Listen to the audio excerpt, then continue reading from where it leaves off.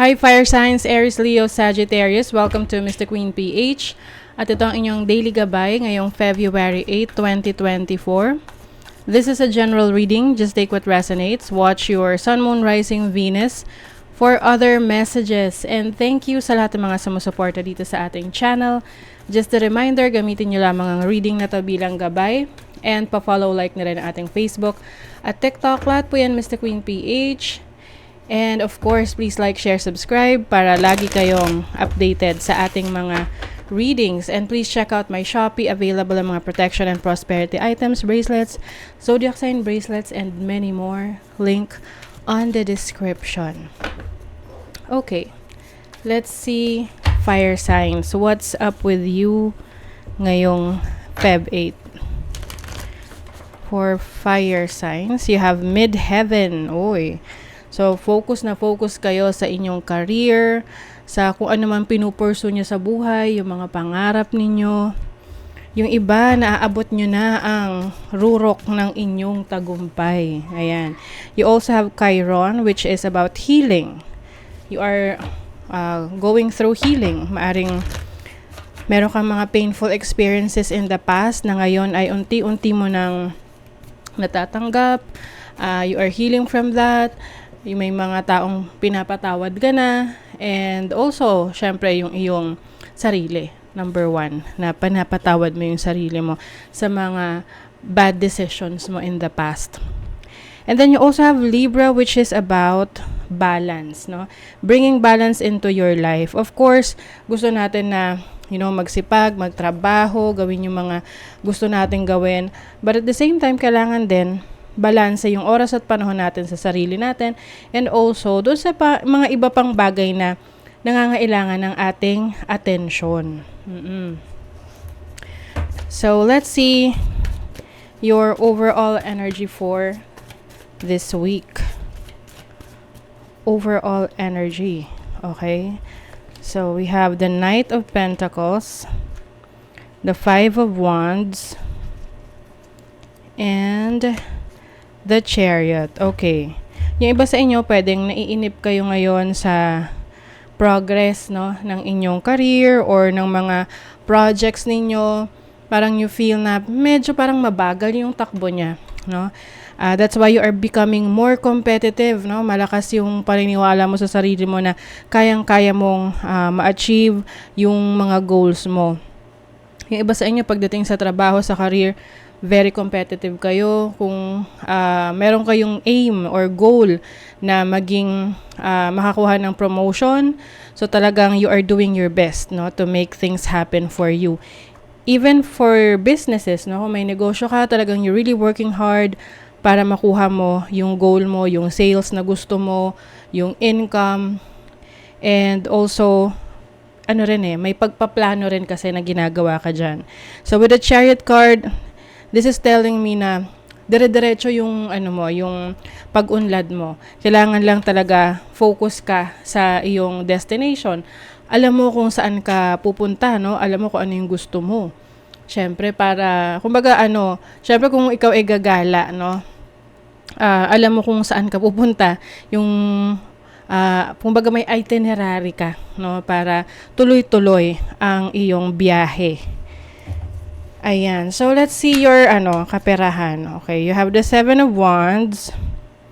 Yung iba sa inyo, maaring medyo nag-iingat sa paggastos ng pera, no? Yung parang umiiwas kayo sa temptation, umiiwas kayo sa mga offers ng pagbili, paggastos.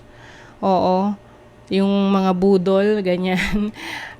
Sa TikTok, sa Shopee, or kung ano-ano pa. But you feel like hindi to yung time para gumastos, no, gumastos sa mga bagay na hindi mo naman talaga kailangan, hindi mo talaga hindi talaga importante sa iyo at the moment. So gusto mo talaga ngayon na magkaroon ng stable na income, stable na finances.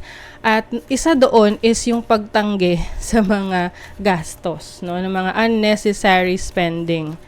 You also have the Three of Cups. Ayan. So, mas nagne-network ka ngayon, pinapalawak mo yung mga connection mo, yung mga kakilala mo.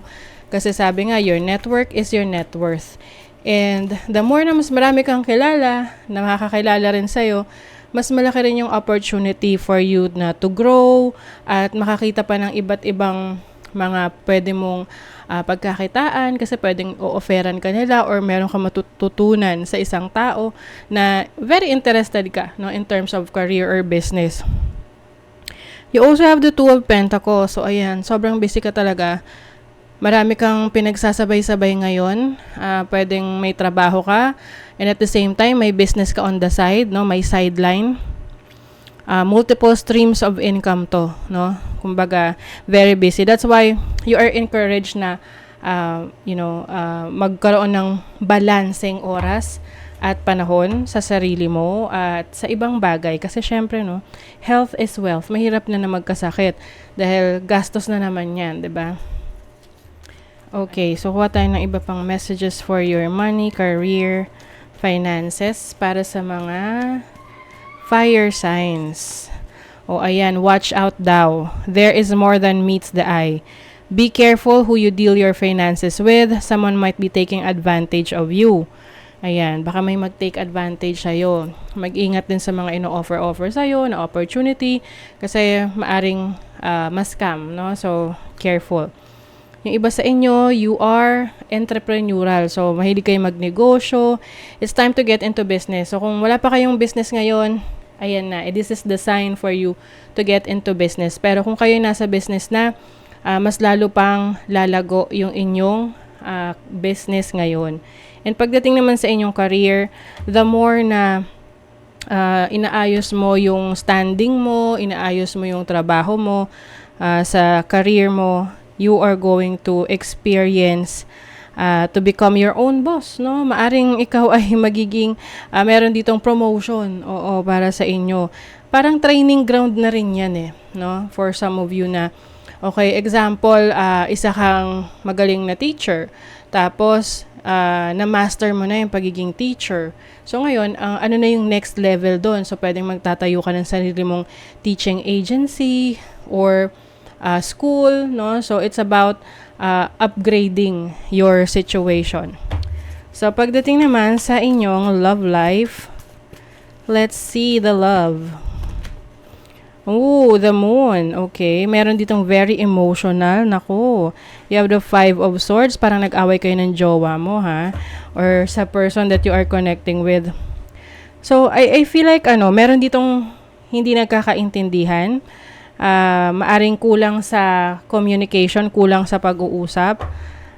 Meron ditong mabilis mag-react, maiinitin ang ulo, kaya nagiging dahilan ng pag-aaway or misunderstanding with other person, no?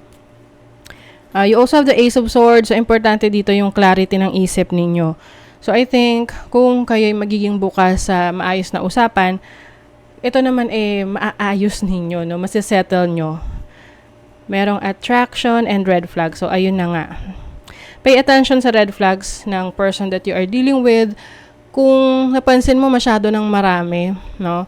Baka ito na yung time na pag-isipan mo kung talagang you want to continue or to move forward with this person kahit gaano siya ka-attractive sa'yo, no? Yung tipong, oo nga, very attractive, pogi, maganda, sexy, or what, physically attractive tong person na to, pero napaka-toxic naman, 'di ba? So, hindi naman pala magbibigay ng peace of mind sa'yo yung physical attributes ng person na to. So, maraming ways para maging attracted tayo sa isang person, maraming dahilan, no? Pero kung meron siyang red flags na sa tingin mo hindi mo kayang i-compromise, then rethink this relationship. Okay? So that is your reading, fire signs. Thank you so much. Bye.